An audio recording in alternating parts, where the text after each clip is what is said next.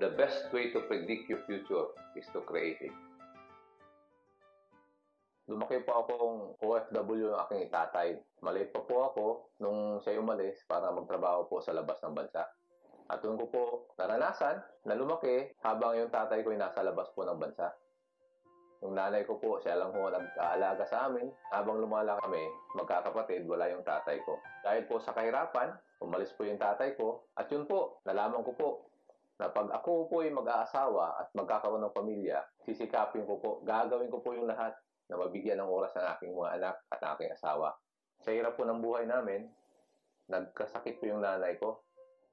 Nung nagkasakit po yung nanay ko, mas marami po kaming perang ginagastos doon sa panggamot niya kaysa pangtustos ng pag-aaral namin. Kaya doon ko po naisipan mag-working student. Naghanap po akong trabaho.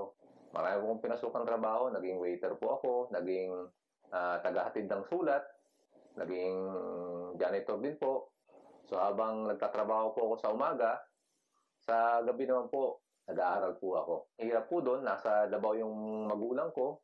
Nasa Manila po ako, nagtatrabaho at saka nag-aaral. Nagsikap po talaga ako nung dumating yung panahon na yung nanay ko kailangang operahan sa kanyang sakit. Wala ho kaming maitustos na panggastos. Kaya po hindi ho namin naipa-opera yung nanay ko. Namatay po yung nanay ko at naging isang turning point po sa buhay ko na talagang mahirap po pala pag kayo'y walang panggastos para sa panggamot, para sa mahal mo sa buhay.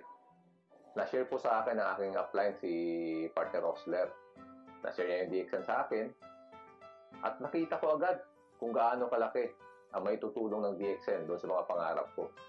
So, unang-una, yung pangarap ko magkaroon ng oras sa pamilya ko. Pangalawa, yung pangarap ko naman doon sa financial freedom. Yung pangarap na para kumita.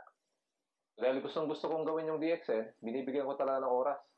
Tinanggal ko muna yung aking mga weekends na ginagawa, gaya ng aking mga paglalaro ng basketball, yung panonood ng TV, yung pagkikipag-barkada. Kinonvert ko po lahat yun, ginawa kong DXN. Tandang-tanda ko pa dati, si Jill dati yung taga-explain ng produkto, habang ako naman taga-explain ng negosyo.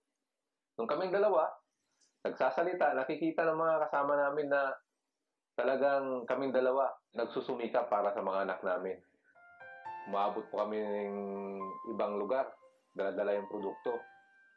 Kahit ginagabi na kami, ginugutom na kami, pinagpatuloy lang namin. So, minsan, sa bus na lang po kami natutulog. Minsan po, nababasa kami, naulanan po kami. Pero, alam namin na yung hirap na yon, bayad dito sa DXN. Yung hirap na yon, alam namin na mayroong kapalit. Kapalit na tagumpay, kapalit na kaginhawaan. After 5 years po, ang kagandahan po niyan, nag-resign po ako sa trabaho ko. A year after, yung asawa ko naman ho ang nag-resign sa trabaho niya. Dati-dati, ang oras namin sa mga anak namin, weekends lang. Ngayon, araw-araw na, may oras na kami sa mga anak namin. I am very grateful that I was able to achieve a balanced life. Naibibigay ko na po ang material na pangangailangan ng aking pamilya. Nagkakaroon na po ng mas mahabang oras para sila makasama. At nagkakaroon na ako ng mga oras para makatulong pa ng mas maraming taong mapaganda ang kanilang buhay. May oras na rin po ako para gawin yung passion ko. Ang passion ko maging isang atleta at isang magaling na coach. Hindi po ako natatapos mangarap. Pag nabot ko na isang pangarap ko, pinapalitan ko po ito ng mas malaki pang pangarap. I'm not sure what lies ahead, but one thing is for sure. I will break through.